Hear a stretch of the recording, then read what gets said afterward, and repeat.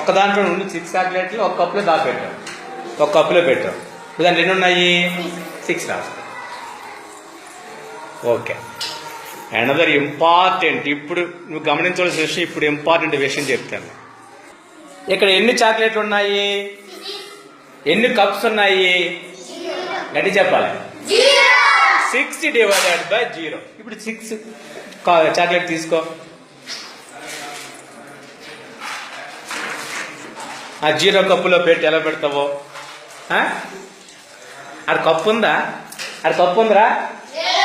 మరి ఎలా పెడతావు కప్పులో? మరి ఆడ కప్పే లేదు, ఎలా పెడతావమ్మా? కింద పెడతావు. కప్పులో పెట్టమంటాను నేను, బ్యాగ్లో పెడతావు అన్నట్లేదు, లేదా కింద పెడతా అన్నట్లేదు. కప్పులో పెట్టమని. కప్పు ఆడు ఉందా? మనం తినేస్తావు. కప్పులో పెట్టమంటాను నేను. మరి పంచడం ఇప్పుడు కప్పులో